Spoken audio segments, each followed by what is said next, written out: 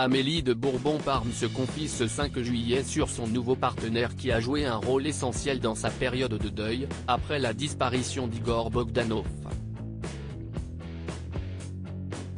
Le divorce d'Amélie de Bourbon-Parme et d'Igor Bogdanov en mai 2018 n'a pas engendré de haine entre ses anciens amants. Mariés pendant 9 ans, de 2009 à 2018, ils ont eu 2 fils ensemble, Alexandre, 11 ans, et Constantin, 8 ans.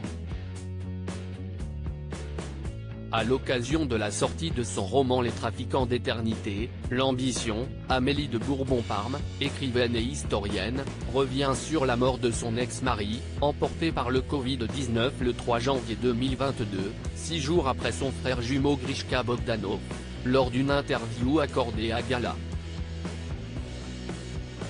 Même si nous étions divorcés depuis 2018, nos liens étaient restés très forts, confie Amélie de Bourbon-Parme lors de l'entrevue. Sa disparition a été brutale, dramatique. Il faut apprendre à vivre avec. Se vivre avec c'est notamment traduit par l'écriture. La nouvelle vie d'Amélie de Bourbon-Parme. Alors qu'Amélie de Bourbon-Parme est à Paris pour promouvoir son nouveau roman, elle a choisi de commencer une nouvelle vie en dehors de la France avec ses 2 fils Alexandre et Constantin. Depuis septembre dernier, elle réside en Tunisie, où elle est écrivaine et historienne. J'ai pris une année sabbatique. Après le décès de leur père, mes enfants avaient tant besoin de moi, précise Amélie de Bourbon-Parme. Je voulais être là pour eux, prendre du recul et enfin terminer ce livre que je porte en moi depuis plus de 11 ans. Le choix de la Tunisie n'est pas anodin. Elle a suivi l'homme qui partage sa vie depuis 4 ans maintenant. Cet homme l'a aidé à faire son deuil de son ex-mari. Il y a des personnes formidables qui vous aident à tourner les pages, confie-t-elle à Gala. Il formait un binôme avec son frère qui était indestructible.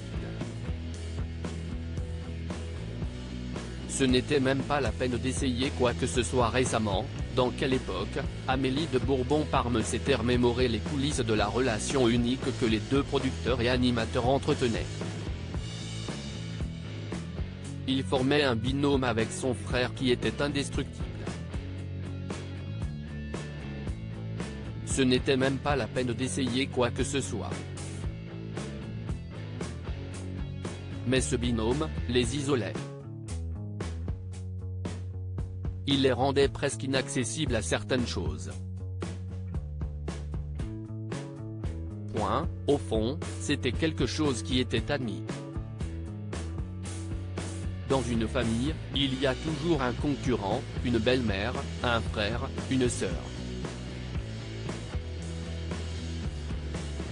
Ils sont restés inséparables jusqu'au bout. C'était impossible d'imaginer l'un sans l'autre, a-t-elle reconnu.